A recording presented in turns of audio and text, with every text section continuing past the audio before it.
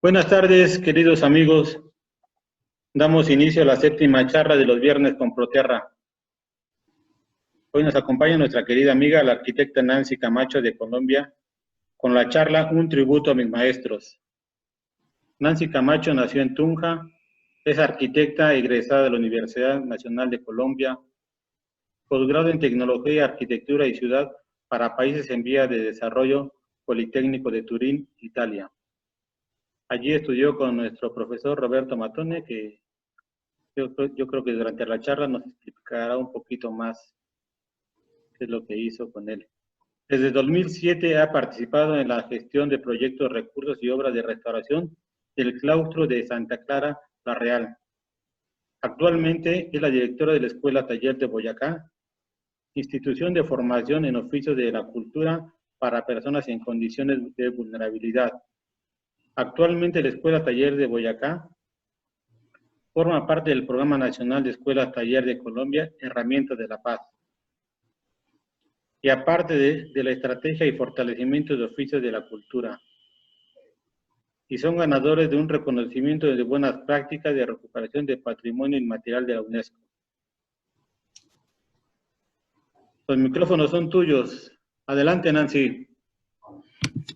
Bueno, muy buenas tardes. Agradezco enormemente la invitación de estar aquí con ustedes a través de Proterra, que es una inmensa red de personas no solamente expertas, sino también de maravillosas personas con quienes hemos tenido el gusto de compartir en varios escenarios.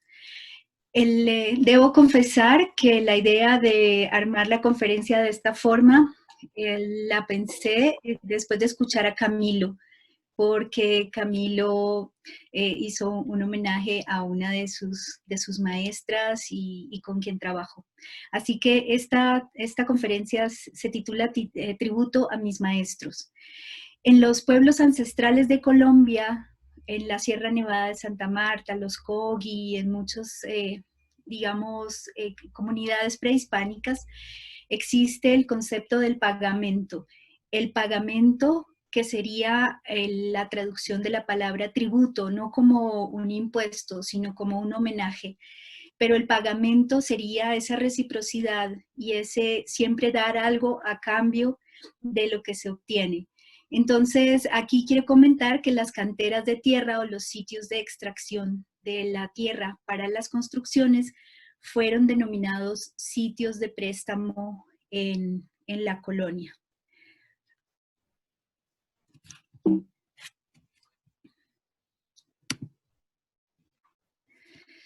La charla quiere conjurar el yo con yo de la cuarentena 2020.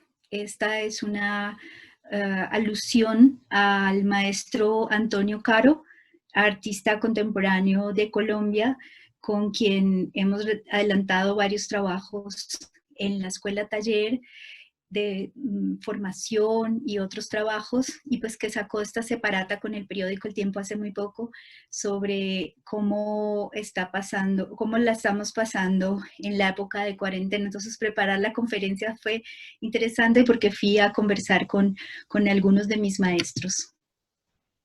Los ancestros son los maestros naturales. Ella es mi abuela paterna, Ana Dolores Rivera Tarazona, fabricante de materiales para la construcción en Barranca Bermeja, Santander del Sur, un puerto sobre el río Magdalena. Y el abuelo materno, por otra parte, Gonzalo Pérez, fue carpintero y tengo grabada en la memoria la entrada al taller de mi abuelo con el olor a madera recién cortada. Creo que estos ancestros forman parte del tributo. La primera maestra a quien quiero mencionar es María Claudia Romero Izaza, quien ya nos dejó muy joven, ya se fue, pero fue mi maestra de arquitectura colombiana y fue con ella en la Universidad Nacional de Colombia con quien caminamos Bogotá y caminamos por distintos lugares como si fuéramos unos flaneurs y pues íbamos despertando el conocimiento de lo que es la arquitectura colombiana. Y para Para tributar a María Claudia les voy a mostrar pues lo que es la geografía, en breve lo que es la geografía de Colombia. Colombia tiene su río más importante, bueno, tiene dos costas, la costa Caribe y la costa Pacífico.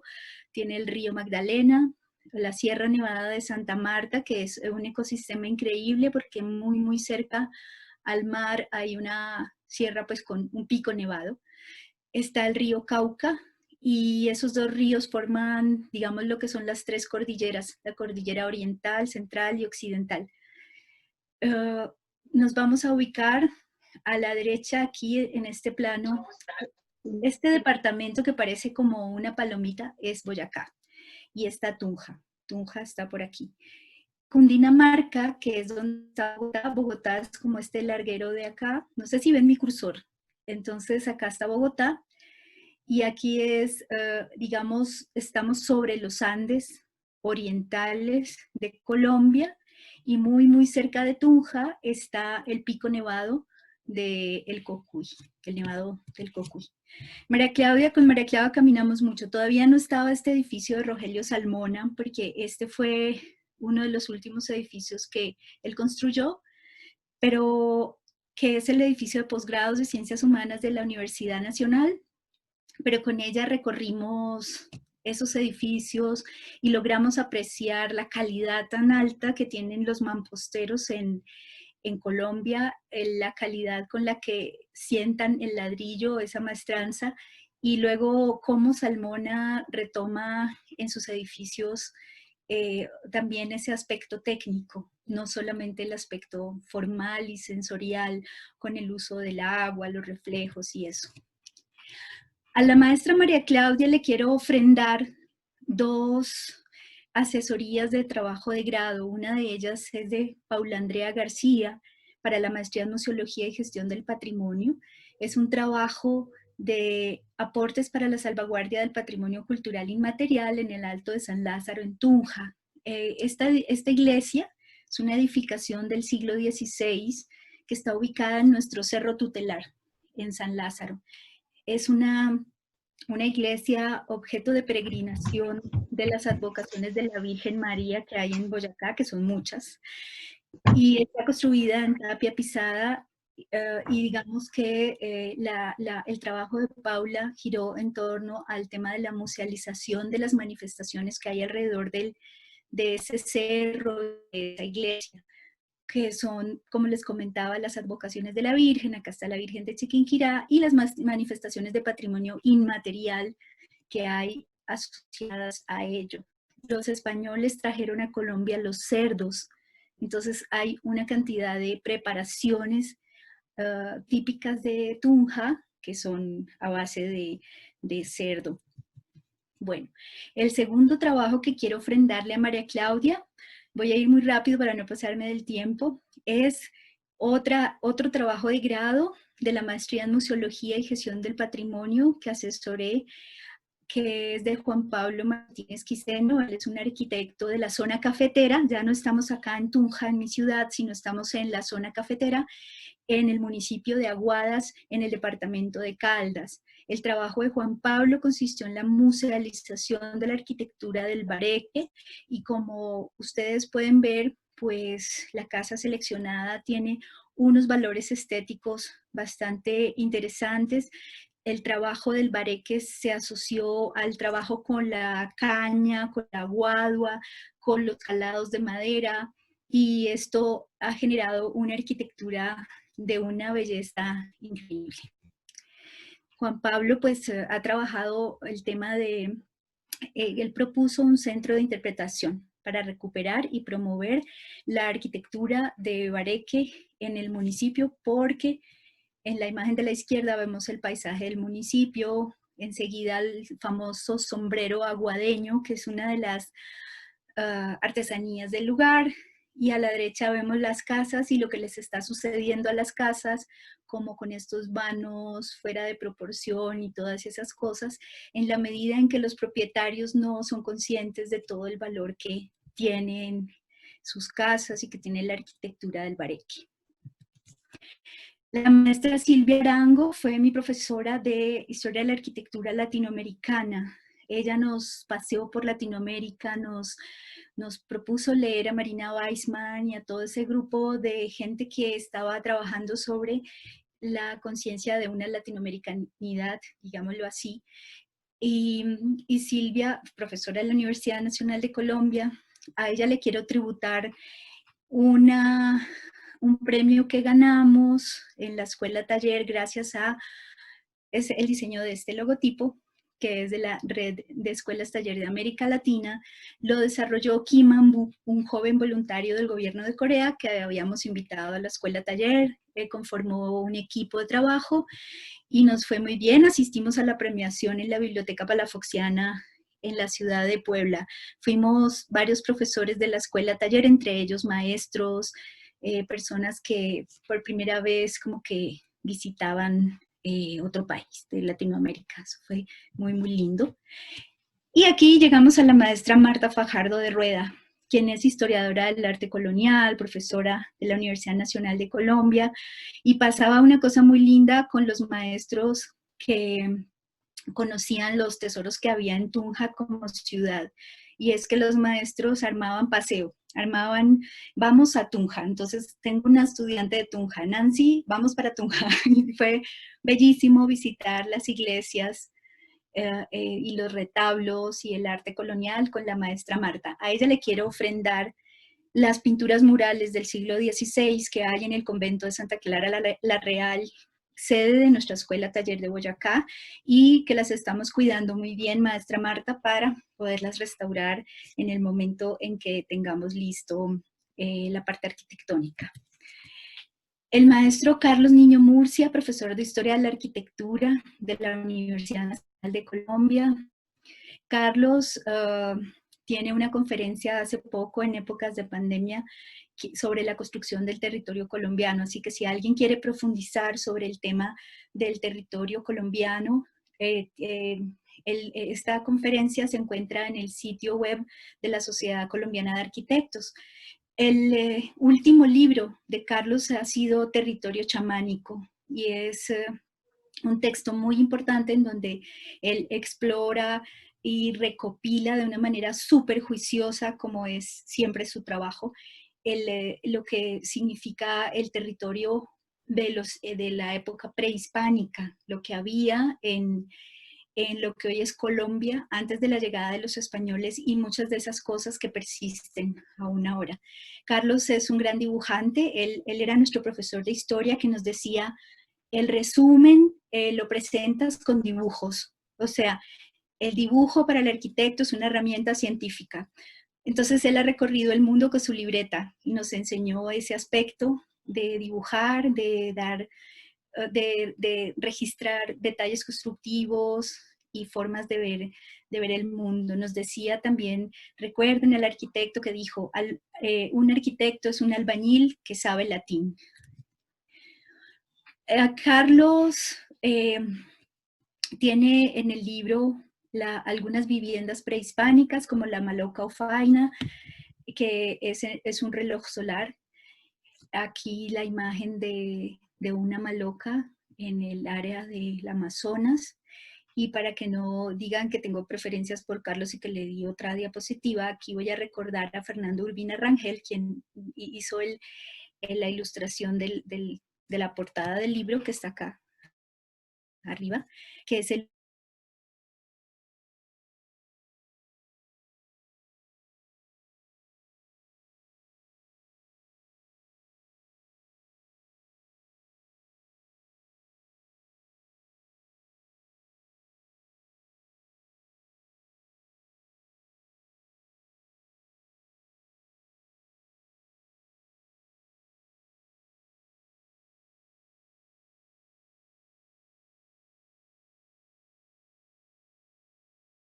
aspectos de la modulación de los tapiales, los agujeros que dejan las maderas del tapial, etcétera, etcétera. Se puede ver esto. Ese trabajo lo hicimos con la arquitecta Juliana Dávila, con el ingeniero Oscar Medina, con dos maestros, Jacinto Rodríguez y Elber Farías, y con los maestros tapieros del Carmen, por supuesto. Desarrollamos talleres de fortalecimiento en técnicas de construcciones tradicionales para conversar con los propietarios de las casas, tratando de comentarles por qué era muy importante la recuperación y el mantenimiento preventivo de las casas. El Carmen se ubica en la zona del Catatumbo, es una zona limítrofe con el país de Venezuela y muy rica en cuanto a recursos naturales, y por lo tanto es una de las zonas de conflicto en nuestro país, de conflicto territorial. Es la primera vez que veo un tapial con capitel y un implemento muy interesante que ellos llaman la guarumaca, que es un palo, un palito, un madero que tiene una cuerda y tiene forma como de cuña alargada, y lo dejan previsto dentro del tapial cuando están pisando, para luego ser sacado jalando y dejar unos espacios para colocar los colmillos de instalar las puertas y las ventanas u otros elementos en madera. Mi maestro Alberto Corradain Angulo es un profesor de Historia de la Arquitectura Colombiana y del Patrimonio de la Universidad Nacional de Colombia. Él es el segundo maestro parcialón que cuando había estudiantes de Tunja decía vámonos para Tunja a hacer una práctica, a conocer, y de hecho parte de la tarea del curso era venir a dibujar las fachadas de las casonas coloniales y de las cuadras enteras. De esta manera, el maestro Alberto ha dejado un legado tremendo en la arquitectura tunjana, que es todo un catálogo de inventario de las construcciones del centro histórico y las fichas reglamentarias de lo que sería en su momento la norma de recuperación, la norma de protección, digámoslo así, del patrimonio construido.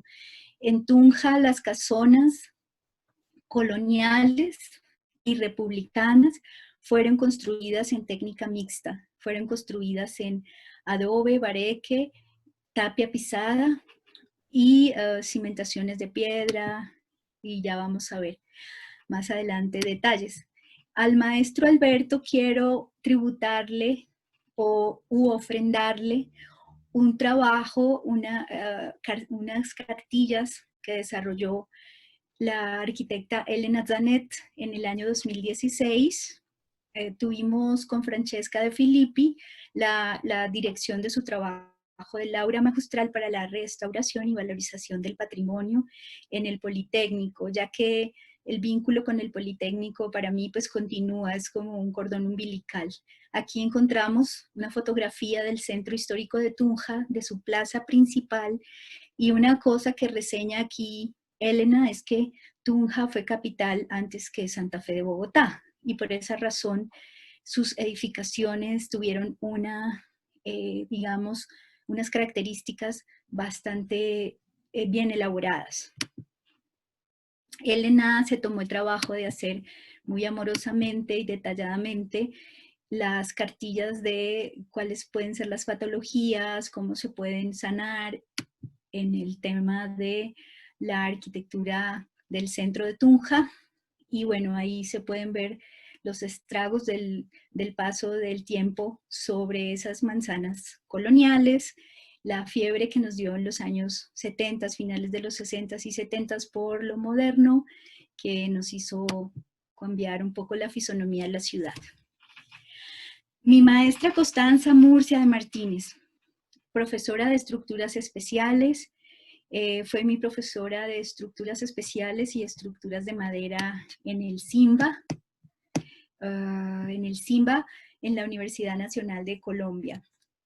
A Constanza le voy a tributar el diseño y la construcción de la casa Suna en Sutamarchán, que es un trabajo que realicé en el año 2011. Lo más interesante de esta vivienda es que tuvo un componente de autoconstrucción.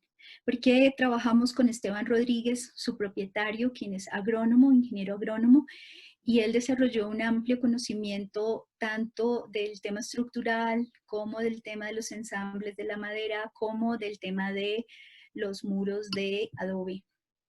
Esta casa, que es una cabaña para habitación temporal en Sutamarchán, que es aquí cerca a Tunja, pues tiene una característica interesante y es que sus ventanas están orientadas hacia oriente o hacia occidente, dado que pues son las fachadas que reciben más luz solar y entonces eso permite que la piedra sea más calientita y que tengamos un poco más de control climático en la edificación. Aquí, como es un octágono en planta, entonces la sala es medio octágono y hacia ese espacio es un doble nivel, dado que la otra mitad es el segundo nivel porque está puesto sobre un talud, sobre una loma. Y la forma que hicimos para salvar, digamos, el terreno ha sido con las escaleras que coinciden por dentro y por fuera para poder también aislar de la humedad de la tierra las bases de la casa. El ingeniero Santiago Rivero Bolaños, quien es ingeniero civil de la Universidad Industrial de Santander de Bucaramanga, que también estudió en Crater. Santiago fue mi primer profesor de construcción con tierra, en el sentido más estricto de la palabra. Y desde que estudié con Santiago me decía, en Boyacá hay que trabajar por esto, en Boyacá hay que trabajar por esto. Digamos que yo lo seguí y terminamos dando talleres en Boyacá, talleres de tapia pisada, talleres de construcción con tierra.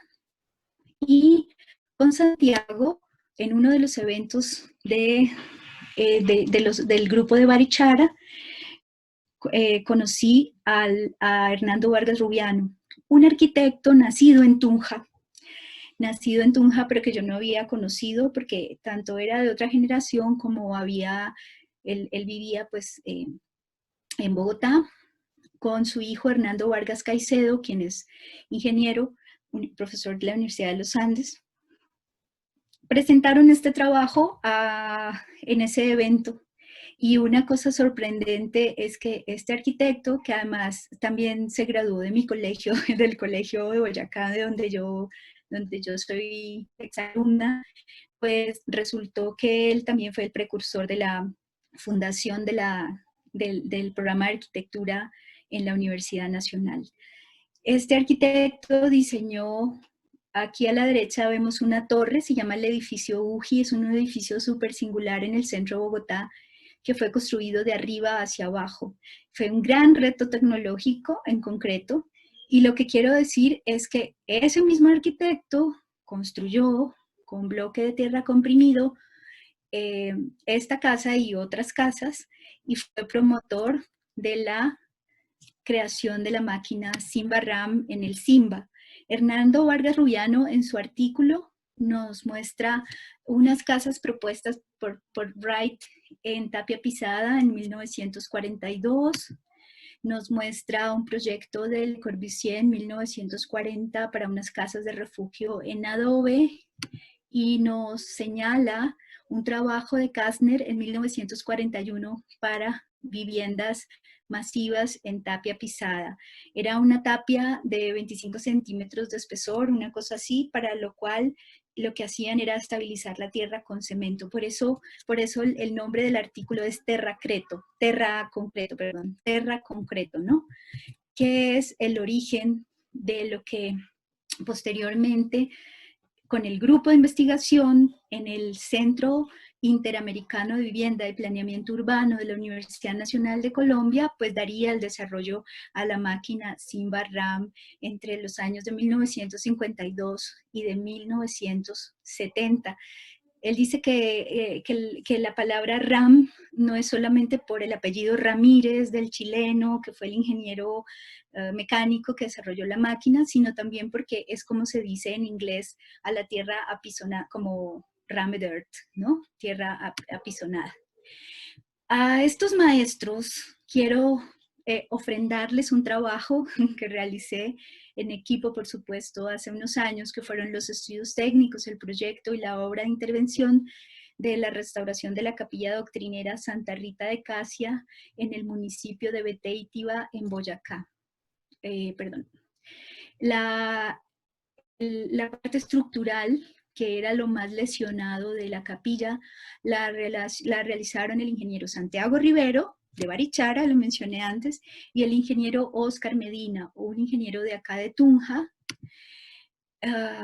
con quien nos hemos encontrado para varios trabajos. La capillita tenía las tapias deformadas, porque la calidad de la compactación se había hecho como en 2 momentos, y también porque se había desconfinado los esfuerzos en la base, en la cimentación. Oscar Medina, que es este ingeniero que está aquí con su penetrómetro, desarrolló como trabajo de grado de ingeniería en la UPTC este aparato, que es para medir la compactación de la tapia, y de esa manera se encontraron puntos vulnerables para poderla reforzar. Este trabajo lo realizamos con maestros de obra como Rafael Ríos, Humberto Sánchez, Wilson Sánchez, la arquitecta Claudia Bueno Mendoza, la arquitecta Juliana Dávila y el arquitecto Miguel Ulloa. El profesor Roberto Mattoni, años después en el Politécnico de Turín, entre los años 2001 y 2003, que duró mi formación allí en Turín, pues conocí al profesor Roberto. Aquí hay una ilustración que realicé para la cartilla Tecnologie per Tutti. Ahí está el profesor con la variación que le hizo a la máquina Simbarram para poder utilizar menos pega, menos material en la pega para una mejor manipulación, etcétera, etcétera. El profesor Mattoni básicamente nos decía, miren, la Simbarram es una máquina que nació en Colombia, le ha dado la vuelta al mundo, se le han hecho pistones hidráulicos, se le han hecho una cantidad de modificaciones, decía, pero la mejor es la más sencilla, porque es la que puede llegar al lomo de mula, a lugares recónditos, al campo, a los lugares donde se necesita la máquina, y él pues claramente desarrolló y es con lo que trabaja Mattone su Mattone, esta técnica. A este profesor quiero ofrendarle el diseño y construcción de la Casa Antares, una vivienda bifamiliar de 2 niveles, enteramente construida con bloque de tierra comprimida. Solo tiene en la parte superior una viga de amarre superior, pero los muros son masivos, son dobles, son muros de 30 centímetros de espesor. Este ladrillo no tiene la forma Mattone, tiene la forma tradicional de la Simbarram con sus agujeros que lo hacen estructural, que nos permitió a través de dovelas manejar el sistema de mampostería estructural, que es una forma en la que las oficinas de planeación que tienen que dar los permisos, pues como que interactúan con el tema de la tierra, ¿no? A través de el bloque de tierra comprimido estabilizado, en este caso se estabilizó con cemento, como dice la ANT, la norma técnica ICONTEC, y se reforzó a través de sus dovelas. La vivienda está ubicada frente a la laguna, frente a la represa de Tominé, en Guatavita, y por eso tiene estas aperturas hacia el paisaje, pero también es la fachada occidental, ¿no? La que recibe más calor, más energía solar, y por eso es la fachada más abierta. Tiene unos pocos muros a la vista porque la clienta lo quería de esa manera, y más bien quería los beneficios de la tierra, pero con unas texturas bastante lisas. Y también le quiero tributar al profesor Mattoni los bloques de tierra comprimidos de 5, 10, 20, que es el tamaño pequeño del adoquín o del bloque que se utiliza para las bóvedas. Y aquí quisiera enfatizar que esa máquina fue desarrollada por un propietario de una obra que le encanta el tema de la mecánica, el tema de las máquinas. Entonces pudimos decirle, bueno, a esto se le puede hacer una textura, no sé si alcanzan a ver aquí la textura como de la lámina de metal de los pisos de los buses, se usa en algunos establecimientos industriales, lo cual permite más adherencia para la mezcla cuando se están construyendo las bóvedas. Aquí están los jóvenes con su máquina que saca 6 bloques a la vez. Los bloques son 5, 10, 20. Y están puestos de esta forma en los, digámoslo así, en los cielos rasos, que bien podrían ser techos, pero el nivel de lluvias de acá del departamento no permite, digamos, únicamente, tampoco la normativa del lugar permite que no sean cubiertas a 2 aguas, con teja de barro. Entonces encima tiene cubierta con teja de barro, pero este es el cielo raso de la edificación.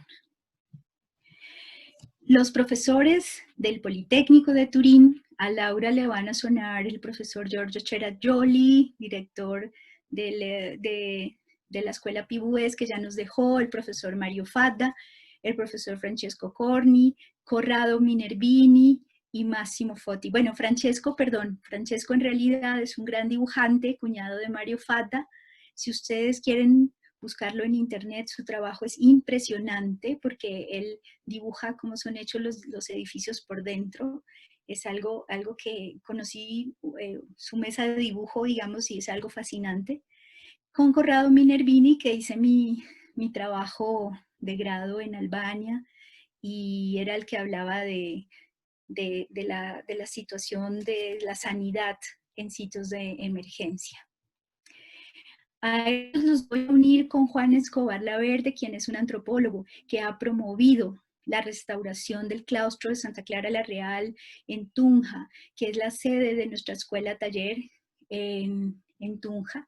El año de inicio de la construcción es 1571. En ese lugar quedó el primer convento femenino, fue un convento de clarisas. La técnica constructiva, como les dije, es mixta, tapia pisada, adobe y bareque, algunos muros de bareque y tímpanos. Y los materiales utilizados son tierra, piedra, ladrillo cocido, tejas de barro, cañas de castilla amarradas con fibras de fique y de gache. En 2006 hicimos el Plan Especial de Protección del Claustro Santa Clara la Real, que es este edificio que se ve, y la espadaña pues hace parte del templo conventual. En esta fotografía quería mostrarles acá el templo conventual, es este templo bien grande, es precioso. Cuando vengan a Tunja lo vamos a ir a ver porque es uno de los más lindos yo diría, de Colombia. Y el convento, acá lo estamos viendo, el convento de Santa Clara la Real, la pequeña tarea en la que estamos desde el año, bueno, como les comenté, en 2006 iniciamos el Plan Especial de Protección, en 2007 los estudios técnicos, en 2010 nos dieron los permisos e iniciamos la obra, y pian pianino hemos logrado cambiar todo el sistema de la cubierta. Fue necesario reemplazarlo todo, y como ustedes pueden ver aquí, la cabeza de los muros de tapia la estabilizamos con BTC, y ese BTC lo hicimos en la obra y lo hicimos con la misma tierra que iba saliendo de reciclaje. Esa misma tierra es perfecta, lo que hicimos fue cernirla y volverla a preparar. Aquí están los jóvenes de las formaciones de la escuela taller, y en la pequeña tarea también de rehacer todos los entrepisos una vez que ya estuvieron listas las cubiertas, y de rehacer los espacios internamente. Todos estaban en la ruina que vimos en las primeras fotografías, y ahora se encuentran en este estado. La mayoría de los espacios aún nos falta por restaurar, pero la cubierta ya está completa. La Agencia de Cooperación del Gobierno de Corea, como les comenté, no solo nos mandaba voluntario, sino que también nos ayudó con algunos recursos y con ellos construimos y dotamos algunas aulas específicamente en el claustro. A Alberto Escobar Wilson White, este maestro que nos ha trazado el camino del fortalecimiento de los oficios de la cultura, pues a él y a todos los que nos han acompañado como maestros de obra, como don Antonio, un portador de saberes, pues les ofrendo la creación y puesta en marcha de la Escuela Taller de Boyacá, de todas las cosas que hemos podido, los vínculos que hemos podido hacer con otras instituciones y con otros expertos que nos han traído a la escuela grandes experiencias.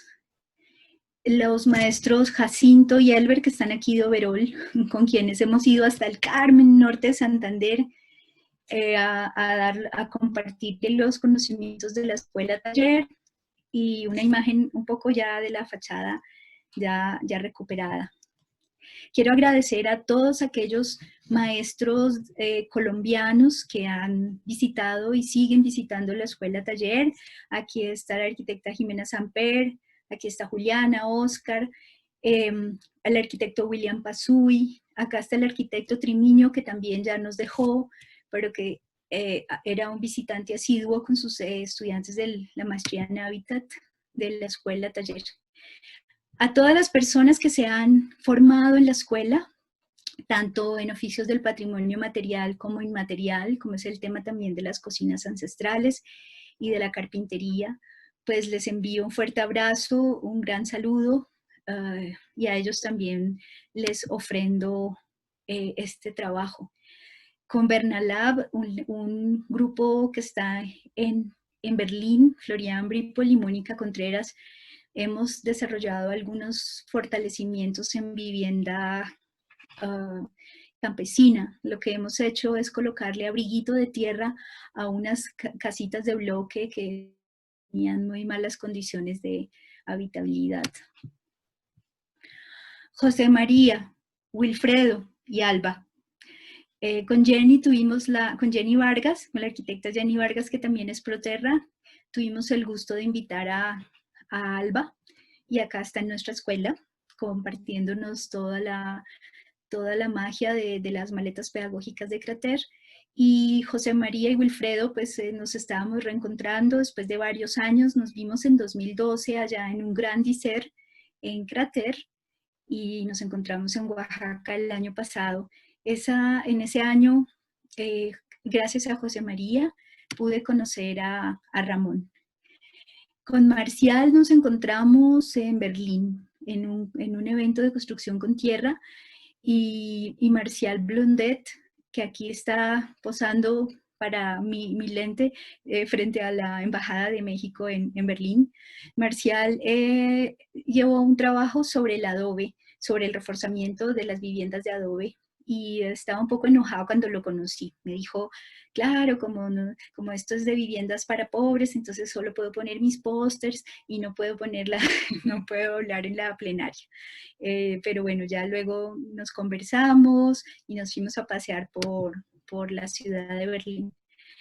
A ellos, a Marcial y a mis maestros de Crater, también quiero ofrendarles una cartilla, una publicación que salió recién, porque se demoró en salir, pero se hizo en el año 2018, un inventario de patrimonio material de un municipio cercano a Tunja, el municipio de Genesano, que tiene una colección de edificaciones en adobe impresionantes, muchas de ellas bien tenidas, otras abandonadas, en ruina, pero que tienen un potencial enorme de ser recuperadas, unas que a pesar de que han sufrido los avatares de sismos, pues ahí están, estoicas, y como son las ruinas de tierra, que tienen una dignidad impresionante, ¿no?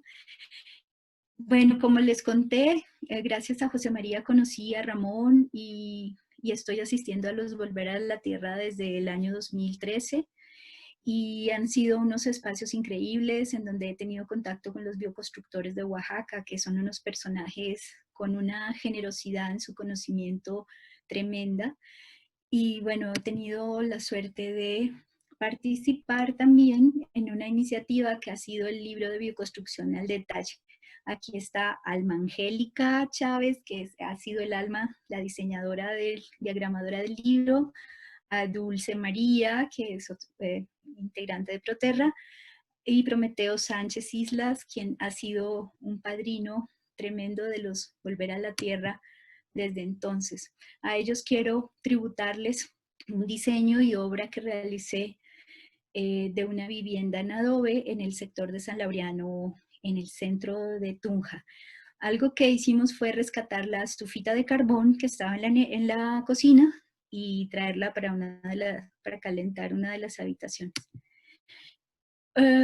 A Ramón le quiero ofrendar el kit pedagógico de las maquetas que hemos desarrollado para aprender a construir las bóvedas en los talleres, en el cual nos ha ayudado el arquitecto Antonio Estrella, un arquitecto de Mérida, sí, creo que es, si no estoy mal, es de Mérida, que nos acompañó en la escuela taller como pasante.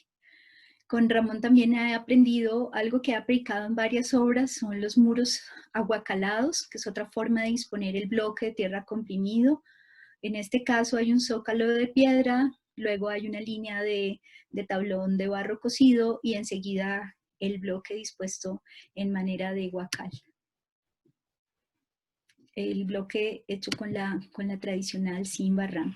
Por último, quiero tributar toda esta conferencia al grupo de la red Proterra, que son, como lo dije, grandes maestros, que desde siempre he estudiado sus publicaciones, desde mucho antes de pertenecer a la red, porque tiene unas publicaciones en su página web que son invaluables.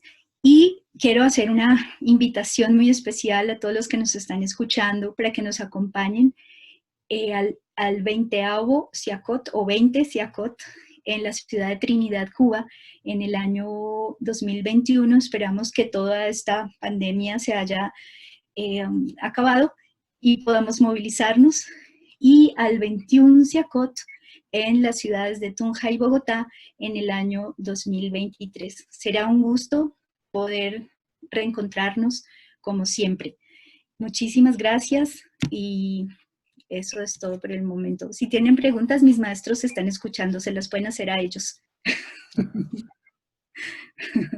Pues muchas gracias, Nancy, por tu excelente recorrido por Colombia, por el mundo y con tus maestros. Es un tema un poco difícil tocar, pero sin embargo muy profundo. Muchas gracias. Si quieren, abrimos los micrófonos. ¿Qué les ocurre? ¿Comentar algo?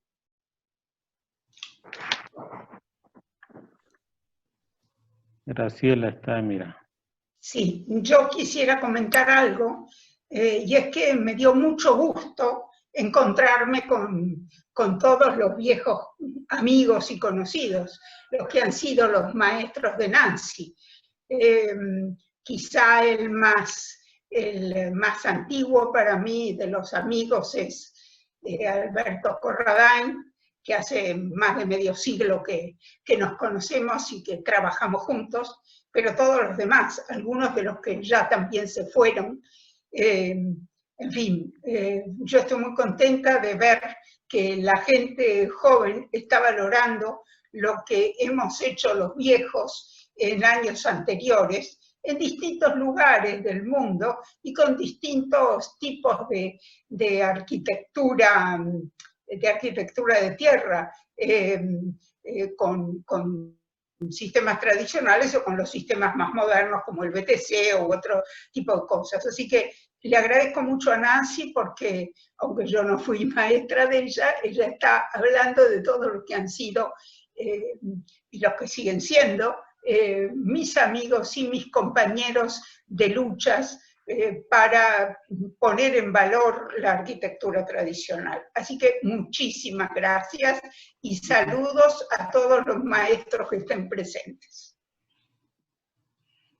Muchas gracias, Graciela. Justamente ese ha sido el reto, el reto ha sido una conversación con la memoria. El tiempo es muy corto y se me quedan experiencias valiosísimas por fuera. Una experiencia que tuve con Luz Estela Gómez Villalba en la Universidad Complutense de Madrid, un curso sobre geomateriales, donde pudimos desarrollar unas pruebas de laboratorio a algunos de los bloques de tierra hechos en la escuela taller.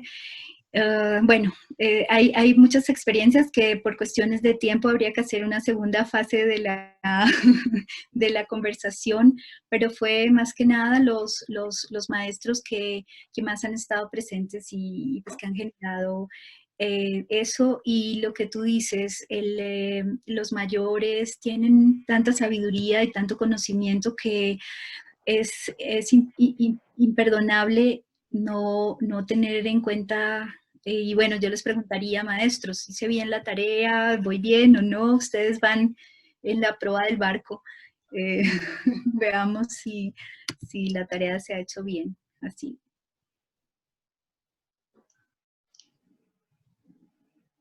No sé, ¿alguien más quiere comentar o preguntar? Hola, buenas, muchas gracias. Soy Bernardo Coradain, hijo de Alberto Coradain. Mi papá está acá. Quería de pronto saludarlos. A Nancy, y que muchas gracias por la deferencia de invitarnos. A Graciela, pues saludos de mi padre, que ahorita pues no estaba poniendo cuidado porque estaba en otro lado, pero pues muchas gracias, que de pronto más adelante le gustaría entrar en contacto con ella. Claro que sí, y lógicamente que Ramón no se escapa de esta, porque es otro amigo de primera línea, que ya hace rato que no viene por acá, por Colombia, entonces no lo he vuelto a ver. Y yo tampoco he vuelto a salir, porque ya me pasó el mediodía y ya estoy haciendo el atardecer, con el sol a las espaldas, ya no lo tengo de frente. Entonces ya estoy en la reserva. Bien, de todas maneras, un saludo para todos, porque dentro de ese grupo argentino hay muy buenos amigos. Gracias. Gracias. Parece que Luz Gómez quiere comentar algo. Sí, muchas gracias. Nancy, una felicitación muy grande. Me he podido dar cuenta de todo lo que has progresado en todos estos años, lo que has alcanzado para conservar el patrimonio colombiano, precolombino y colonial. Yo me imagino más colonial que precolombino. Yo sí quiero destacar una cosa, aparte de la persistencia de Nancy en estos temas, es que la experiencia que hemos tenido, yo trabajo en patrimonio en Europa, y aquí es casi que desconocido lo que es el gran patrimonio que hay en la parte colonial y anterior a la colonia, que no se conoce y que los materiales son excelentes. Tuvimos el placer de hacer un trabajo de investigación que presentamos en Europa, en Austria, con Nancy, y yo personalmente quiero apoyarla para que continúe, porque yo quiero que aquí en Europa se sepa lo que se está haciendo, lo que se está haciendo, lo que hay que valorar, que hacemos en América, ¿ya? Porque aquí pues tenemos otros materiales, aquí está la dolomía, está la arenisca, está el mármol, pero lo nuestro no se conoce.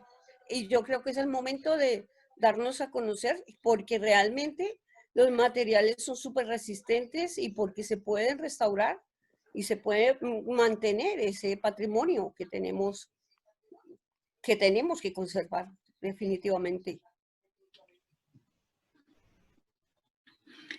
Gracias, Luz. Ya yo he puesto en contacto a Luz directamente con personas puntuales que de la red que también están vinculadas, interesadas en su trabajo. Ella está ahora trabajando el tema de las sales, el tema del impacto de las sales sobre los mampuestos, sobre las piedras, etcétera. Entonces, su contacto, Luz Gómez Villalba, Universidad Complutense de Madrid, en el tema de la investigación sobre geomateriales, está allí para que quien quiera interactuar con ese tema, pues lo haga, ¿no? De toda la red. No conozco en profundidad el trabajo de todos y cada uno, pero quiero decir que el trabajo de Luz es impresionante. Ella es una colombiana viviendo en España y trabajando allá en Gracias, investigación. Nancy. Gracias. Quería, pues, además decir que aparte de estar con la limpieza de sales, estamos con el problema de la pérdida de consolidación, utilizando nanomateriales y nuevas técnicas avanzadas respecto a lo que teníamos de nanomateriales en conservación, pero conservando el mismo concepto de los nanomateriales de una manera que sea como respetuosa con el medio ambiente y más efectiva y más económica. Yo cuando quieran podemos contactar. Trabajo en el Instituto de Geociencias, un instituto del Consejo Superior de Investigaciones Científicas y la Universidad Complutense de Madrid. Entonces, cualquier cosa, pues Nancy también tiene mi contacto y está abierto porque también hacemos prácticas para que estudiantes que quieran venir puedan venir a los laboratorios. Nancy estuvo estudiando con nosotros en un curso de posgrado y así puedan venir. Estuvo Jenny Vargas, también estuvo, me parece. Y que son todos bienvenidos. Gracias, Luz. Gracias a ti, Nancy.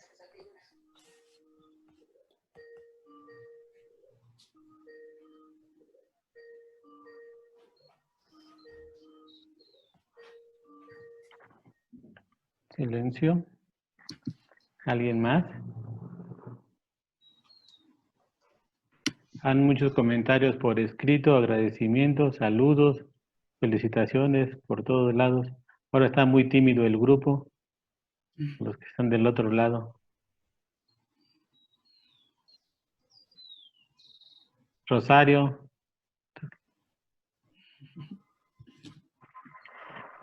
Bueno. El silencio.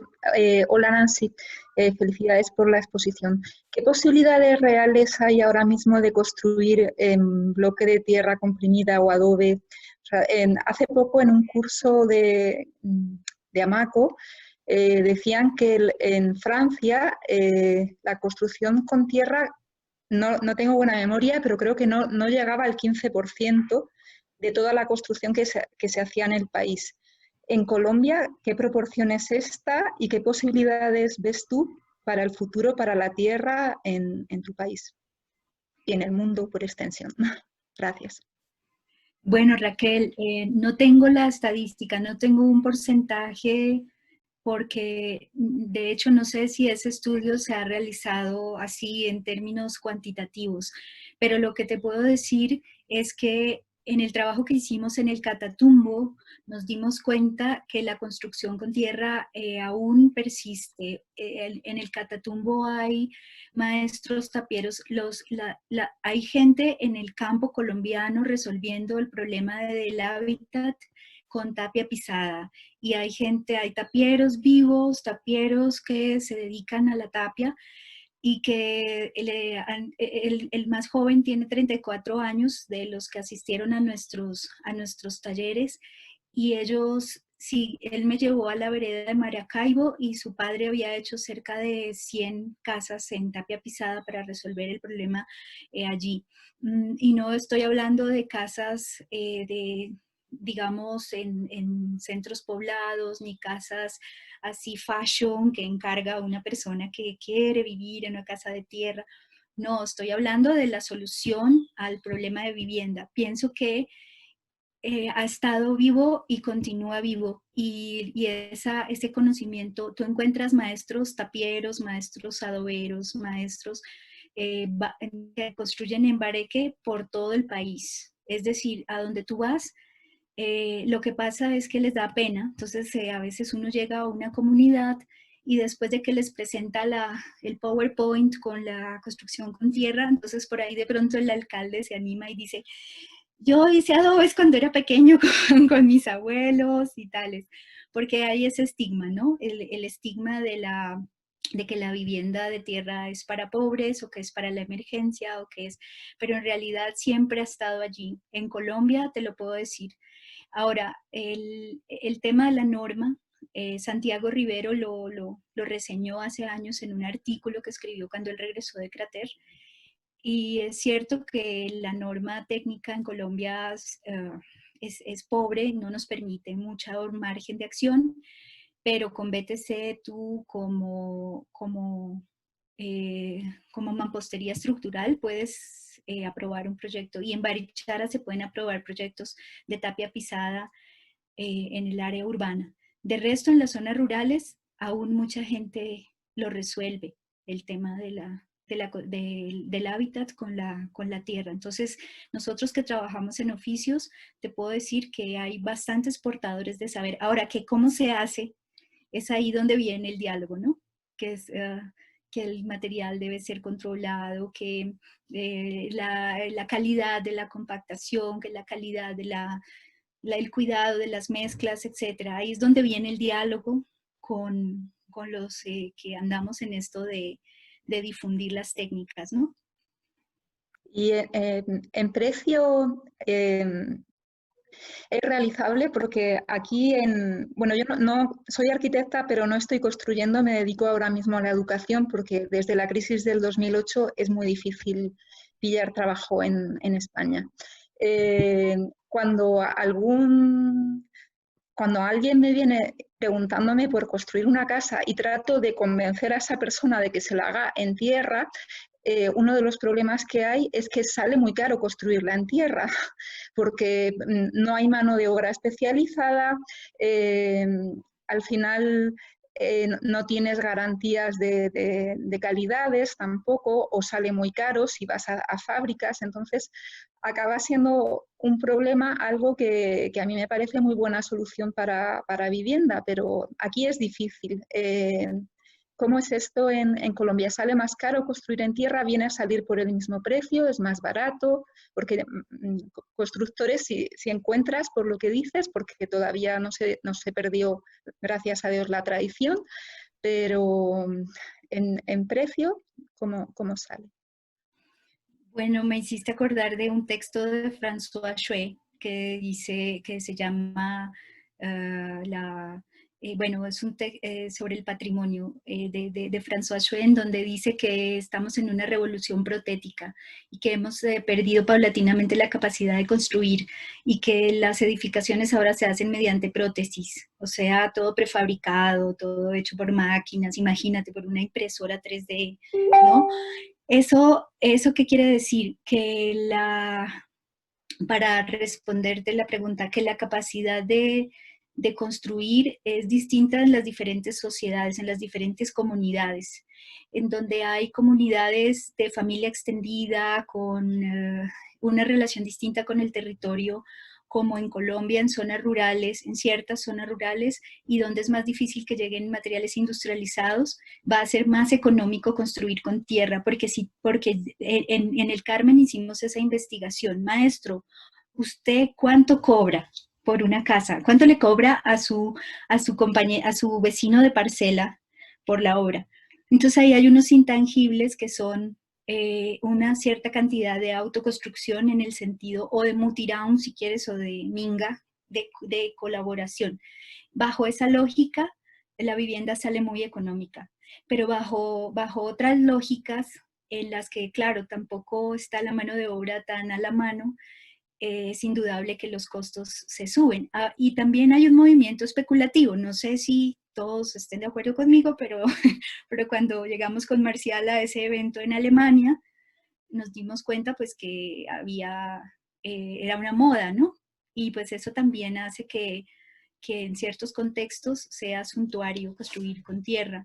Por eso es tan importante el tema de la técnica y de la formación de mano de obra técnica. En Colombia no debe salir más costoso una construcción con tierra con respecto a una construcción tradicional, perdóname, de material, como dice la gente. Acá la gente dice que una casa de bloque es una casa de material, eso sí es material, pero que una casa, porque la otra es un rancho, una casita.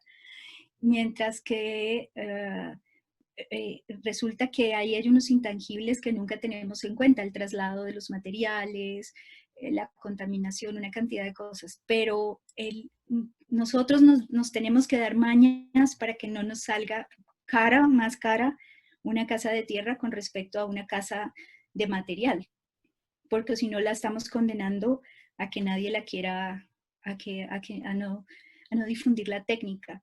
No te puedo decir, y tampoco podemos hacer la promesa de que es más económica, porque hay muchas variables. Si el material que está en el lugar te sirve, si vas a hacer tapia, necesitas tierra arenosa, hay tierra arenosa en el lugar. Si tienes tierra arcillosa, entonces adobe, pero no quiero adobe, ¿sí? O es bareque, no, pero no quiero bareque. Entonces, la tarea es grande, la tarea no es fácil. Hay que ponderar muchas variables al respecto de la economía.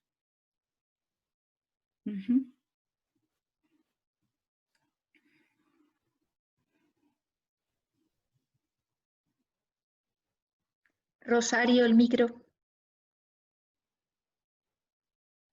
Está apagado. Sí, sí, Rosario, tú que construyes mucho.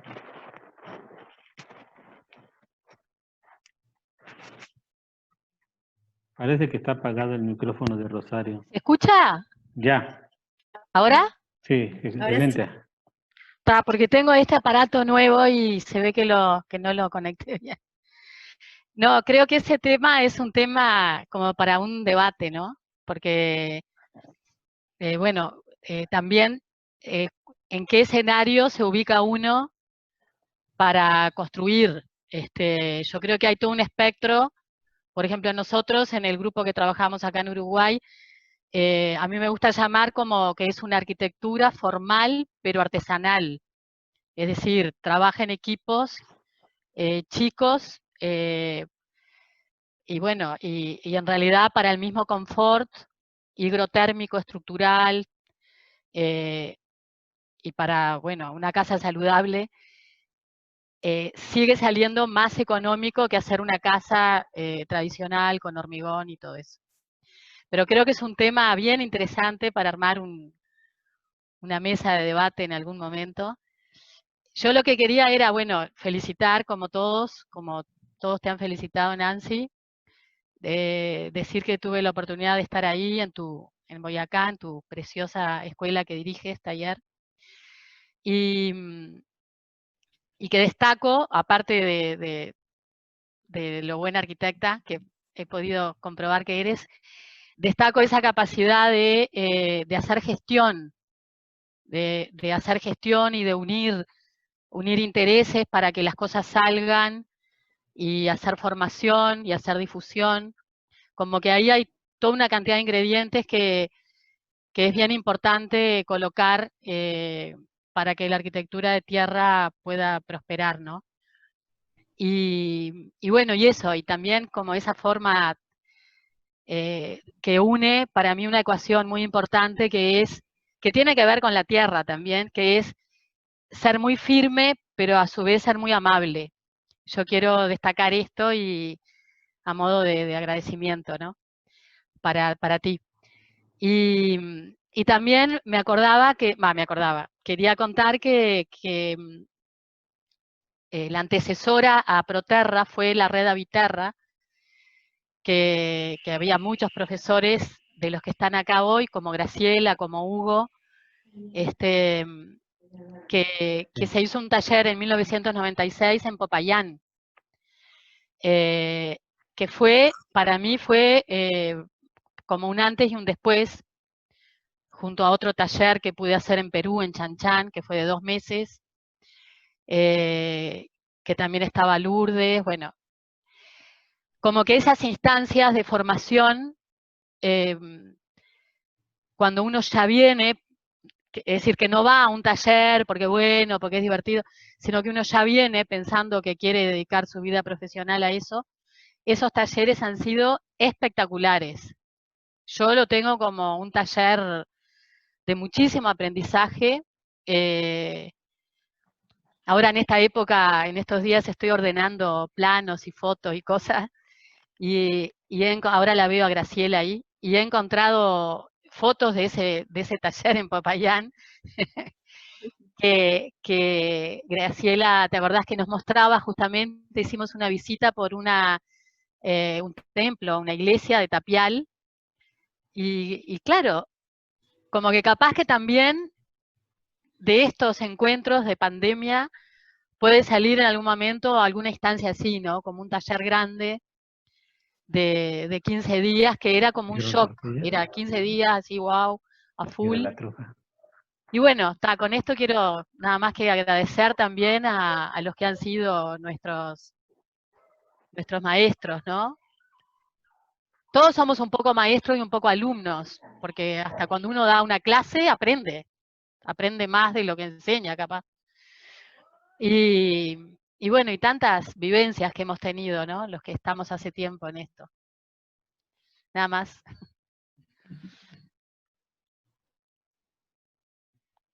Nancy, pregunta Álvaro, ¿cómo lograste el tema de crear una escuela taller? ¿Y dónde pueden encontrar las cartillas que has publicado?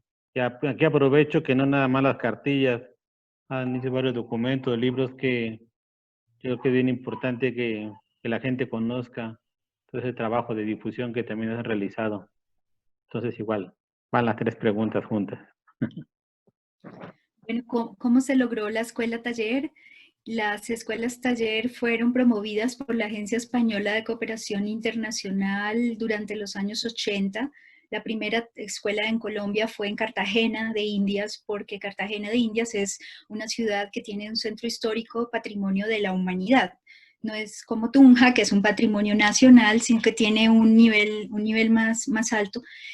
Y precisamente las escuelas promovidas por Peridis, este español también allí, un señor a quien se le guarda también mucha gratitud, las escuelas llegan a Latinoamérica y hay un momento en que la cooperación española se retira de la financiación. Entonces las escuelas quedan sueltas y en ese momento hay personas como Alberto Escobar, que mencioné, que se preocupan para que el gobierno nacional acoja las escuelas en un programa, específicamente el Ministerio de Cultura. Y eso no sucedió en todos los países. Hay escuelas con grandes crisis porque no fueron acogidas por el ministerio. Cuando nosotros creamos la escuela de Tunja, justo la cooperación española ya no estaba. O sea que nos creamos escalando espejos, como dice el dicho, ahí, pero comenzaba el Ministerio de Cultura a preocuparse por las escuelas taller. Entonces, la condición que pone el ministerio es que haya un padrino o unos padrinos a nivel local. O sea, que tengas un mapa de actores, que no sea una sola fuente de financiación, sino que tengas gestión, proyectos, cooperación internacional. Como vieron, pues hemos logrado cosas del gobierno de Corea, de Francia, de España, en muchos momentos. Y es como dice Rosario, la gestión, que la gestión es un nunca acabar, ¿no? Es una tarea que no es fácil. Entonces, en este momento, el programa de escuelas se está moviendo hacia talleres escuela. O sea, ya la idea es apoyar talleres de portadores de saber. Eso es como un nuevo paradigma que hay en el país. Y bueno, crear una escuela implica tener apoyo local para luego ir a buscar apoyo nacional y apoyo internacional. Esa es la manera como se fundó la escuela. En el año 2011, realmente no es tan antigua la escuela de Tunja, fue en el año 2011. La edificación donde funciona el convento es propiedad de la Gobernación de Boyacá, está en comodato a la escuela, con tal de que la restauremos. Entonces, bueno, vamos a ver hasta dónde logramos terminar la tarea y poder subsistir poder continuar en esa o en otras edificaciones que requieran la atención de la escuela, porque la formación misma va interviniendo los espacios, ¿no? Y eso hace que los costos de restauración sean menores. Y bueno, con respecto, la tercera pregunta, Ramón, no la recuerdo. Era lo que es las publicaciones. Ah, sí. Las cartillas y estas que también son muy valiosas, que dónde las pueden conseguir. Sí, por el momento han sido de circulación limitada, han sido unos pocos ejemplares, y entonces dentro de nuestro sistema de gestión de calidad estamos tramitando las autorizaciones para poderlas publicar por internet y distribuir por internet. Pero si alguien tiene un interés específico, pues me puede escribir y nosotros le hacemos llegar a su correo las publicaciones que han sido financiadas por instituciones, las podemos hacer llegar. La de Tapia Pisada, que estaba muy interesante, porque esa, ahorita también la otra como anuncio, ya está la cooperación que tuvimos con Ivomex para la segunda edición del libro Bioconstrucción a Detalle, que también se ha detenido ahorita por esta pandemia. Tenemos las cajas aquí en México, entonces creo que ese también es un buen documento para que puedan recogerlo allí en la escuela taller o solicitarlo, ¿no? Sí, los libros de bioconstrucción al detalle, que está el primero que ya salió, vamos a tener disponibles unos ejemplares, y el segundo que está en cocción, ¿no? Está en cocción. Se acaba de cerrar la convocatoria. Así es. Nada más para hacer un comentario con lo que comentaba Raquel del costo. Por mi experiencia, casi siempre se va igual a un tipo de obra convencional. Porque al final todas las casas tienen instalaciones, puertas, ventanas, baños, cocinas. Entonces, lo único que puedes bajar va a ser a veces en los acabados, de acuerdo al tipo de casa que vayas a hacer, que eso va a ser variable, ya sea de tierra o de concreto o de ladrillo. Entonces el costo va a ser dependiendo casi tus gustos o lo que quieras hacer. Puede bajar un poco, como comenta Rosario y Nancy, cuando es autoconstrucción, pero de ahí en fuera casi va a ser lo mismo. Perdón, Patricio, ¿quiere comentar algo? Nancy, felicitaciones. Lamento no haber estado desde el principio. Lamentablemente se me cruzó con una reunión de la universidad. Y uno sabe que empieza y nunca sabe cuándo se terminan esas reuniones. Pero bueno, acá estamos. Respecto a los costos, yo creo que siempre hay que considerar que en lo que uno se ahorra es en mamposterías y en estructura. Yo siempre parto de que una construcción con tierra es una construcción de muros portantes. Entonces me ahorro lo que es la forma de cimentación, porque es más elemental la cimentación en un muro portante. No tengo plintos, no tengo columnas. Ahí tengo yo un ahorro. Entonces, cuando nosotros hemos hecho los estudios de costos, no de acabados, sino solamente desde cimentación hasta terminar muros, porque eso es lo comparable. Lo otro, pues, cerámicas, cubierta, instalaciones y todo eso es igual. Y siempre hemos tenido un 15% de ahorro. En todo caso, nosotros vamos a empezar una nueva construcción, dependiendo de cómo nos permite el coronavirus, o este lunes o el siguiente. Le vamos a seguir muy de cerca un proceso de costos, ¿no? Porque queremos actualizar los estudios que antes habíamos hecho. Y sí es importante, porque a veces quienes construimos con tierra nos quedamos en esa pregunta con respuestas medio no reales, ¿no? Y siempre la gente lo que le interesa es costos, ¿no? Costos, plazos, ¿es más barato, sí o no? Y punto. Y por ahí es donde uno tiene que jugarse también el hecho de tener clientes. Entonces yo espero que en unos 5 o 6 meses tenga costos de una casa de tapia pisada que vamos a hacer, tenga costos un poco, bueno, actualizados, que es lo que siempre se necesita. Felicitaciones, Nancy, nuevamente, por lo poco que te oí. Gracias, Patricio. Gracias. Pues agradecemos a todos y nos vemos el próximo viernes. Le toca a Pilar. Pilar 10 de España. Ahora nos vamos a Europa. Y agradecemos inmensamente a Nancy por esta brillante exposición. Gracias, Nancy. Gracias a ustedes y abrazos. Nos vemos pronto. Muchas gracias. Gracias.